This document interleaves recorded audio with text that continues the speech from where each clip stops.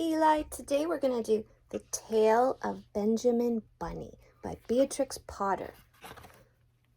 All right. Here we go. Let me see. One morning, a little rabbit sat on a bank. He pricked his ears and listened to the trit-trot of a pony. A gig was coming along the road. It was driven by Mr. McGregor, and beside him sat Mrs. McGregor in her best bonnet.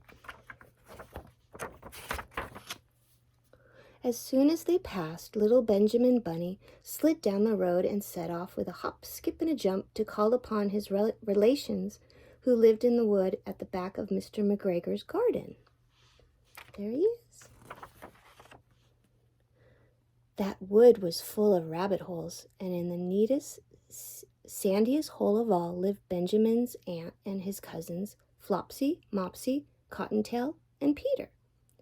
Old Mrs. Rabbit was a widow. She earned her living by knitting rabbit wool mittens and muffetees.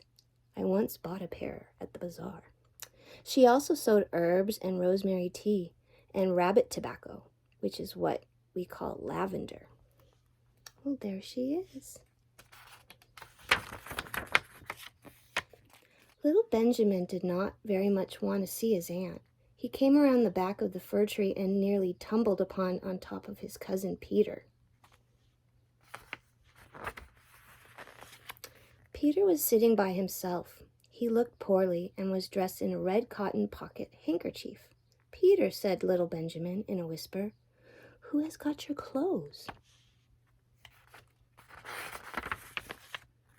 Peter replied, "The scarecrow in Mr. McGregor's garden," and he described how he had been chased about the garden and had dropped his shoes and coat.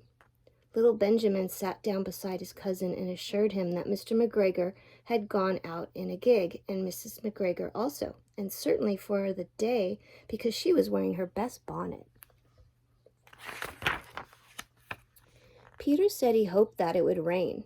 At this point, old Mrs. Rabbit's voice was heard inside the rabbit hole calling, "Cottontail! Cottontail! Fetch some more chamomile." Peter said he thought he might feel better if he went for a walk. Look at him in his handkerchief. They went away hand in hand and got upon the top of the wall at the bottom of the wood. From here they looked down into Mr. McGregor's garden. Peter's coat and shoes were plainly to be seen upon the scarecrow, topped with old tam-o'-shanter of Mr. McGregor's. That hat right there.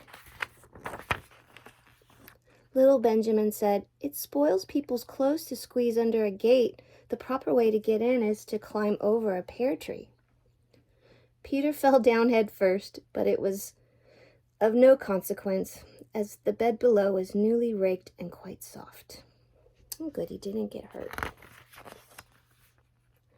It had been sown with lettuce.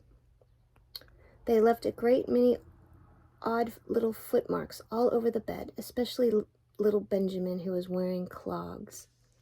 He's wearing clogs. Little Benjamin said that the first thing to be done was to get Peter's clothes in order that they might be able to see the pocket handkerchief. They took them off the scarecrow. There had been rain during the night. There was water in the shoes, and the coat had somewhat shrunk. Benjamin tried on the tam-o'-shanter, but it was too big for him. Oh, there it is. Then he suggested that they should fill the pocket handkerchief with onions as a little present for his aunt. Peter did not seem to be enjoying himself. He kept hearing noises. Oh, look at, they're getting some onions. Benjamin, on the contrary, was perfectly at home and ate a lettuce leaf. He said that he was in the habit of coming to the garden with his father to get lettuces for their Sunday dinner. The name of little Benjamin's papa was old Mr. Benjamin Bunny. The lettuces certainly were very fine. There he's eating the lettuce. Peter did not eat anything. He said he should like to go home, Presently, he dropped half of the onions. Oh, he dropped them out of his handkerchief. Little Benjamin said that it was not possible to get back up the pear tree with a load of vegetables. He led the way boldly towards the other end of the garden. They went along a little walk on the planks under a sunny red brick wall. The mice sat on their doorsteps, cracking cherry stones. They winked at Peter Rabbit and little Benjamin Bunny. There's the little mice. Presently, Peter let the pocket handkerchief go again. Oh no, all the onions came out. They got amongst flower pots and frames and tubs. Peter heard noises worse than ever. His eyes were as big as lollipops. He was a step or two in front of his cousin when he suddenly stopped. Oh no, what's going to happen?